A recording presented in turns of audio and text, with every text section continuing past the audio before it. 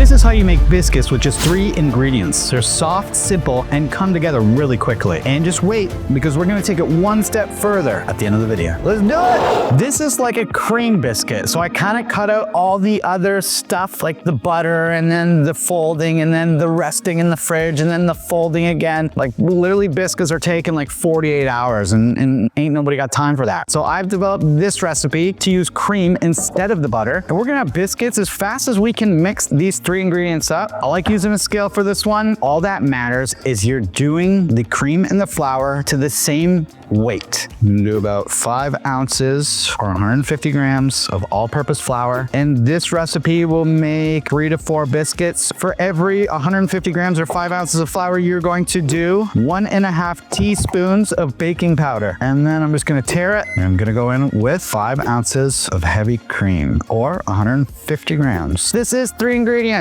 I get that. This will bake. If I mix this up and shape it and put it in the oven, it will bake. I'm gonna put a little bit of salt in this. Salt is a seasoning, not an ingredient. Salt just enhances flavors of everything. We're just gonna mix this till it comes together. And very much like my no-knead recipe, this is no kneading. Literally, we're just gonna shape this. I'm just gonna gather up all these little straggly bits. Now, there's many ways you can do this. You can make this uniform log. I can just snip this off. I'll have like 3 biscuits, or I can press it out a little bit. I can even use a rolling pin. Make sure you get to the uniform thickness, maybe like just under 1/2 inch. We can use a glass. You can use a ring mold. This recipe is great too, because I've done this so many times where I've added like scallions or like some cheddar cheese to this. You can get creative with the flavors. I'll take this last little bit. That's like the chef's treat, the runt of the biscuit family. You can egg wash this. You can put some butter on top if you care about how golden and nice this looks. I'm gonna be smothering this in sausage gravy, so I'm not too concerned about how they're gonna look out of the oven. I only care about the texture and the taste. Grab a pan, some parchment paper, just like this, on an extremely oversized pan for how many biscuits I have. But this is gonna go into the oven, 400 degrees Fahrenheit or 205 Celsius for about 12 to 15 minutes. While the biscuits are cooking, I'm gonna make a nice sausage gravy to go over top of this. It's gonna be delicious. While that pan's preheating, I'm gonna get some ground pork.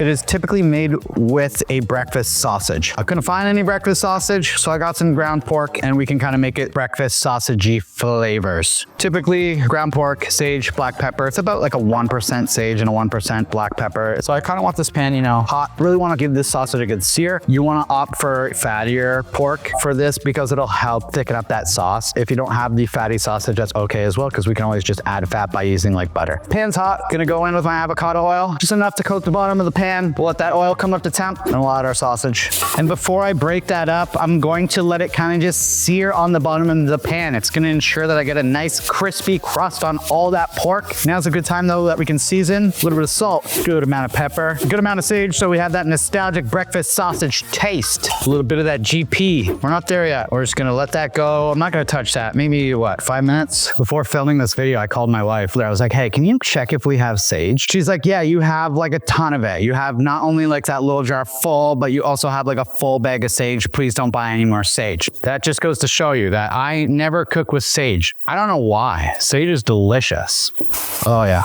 A decent crust on that side. I'm gonna break this up now. You like it chunkier, leave it chunky. You like it finely ground minced, mince it up. I'm just the tour guide. You wanna take pictures along the way, take pictures along the way. I'm gonna let that cook down. I'm gonna render out all that fat. Then we're gonna use that fat to build our gravy. It slowly add some cream, hit it with some pepper onto the biscuit. We're gonna check on the biscuits. Oh yeah, we're almost there. Look at those biscuits. That was 12 minutes. This needs maybe another like 3-4 minutes. The pork is like sticking to the stainless steel pan, and now look at that browning we're getting on there. Oh, that is Maillard reaction at its finest, and that is leaving us so much delicious fond on the bottom of that pan that we are just gonna absolutely soak up when we add our cream. This is good. The pork's like 85% of the way cooked through. We're ready to go in with some flour, maybe like a tablespoon. And we're just gonna cook up that flour for like a minute. It's not as fatty as I would have liked it, so I am gonna add some butter. Took a decent knob. What's that, like a tablespoon? And that butter and that flour will help build that roux. And I'm still just cooking on like a medium. You can smell when the flour's there. It's like like pungent and weedy, and then it kind of just dissipates. You know, it's ready to add our cream. So this is about a pound of pork. I'm probably going to use about a cup of heavy cream. And you can do half cream, half milk too. Just depends how rich you want it. Definitely using all cream that's going to make it richer. When building like a bechamel or a white sauce, you want to do this very, very, very slowly. Little bits at a time. It'll start to get thicker and it'll kind of just like disappear. That's good. That's how you know it's working. It's a little bit more cream. And that's thickening up nicely. And the more this comes to a boil, the more it's going to thicken up. Oh yeah, we're there. Let's kill the heat on that. Give that a taste.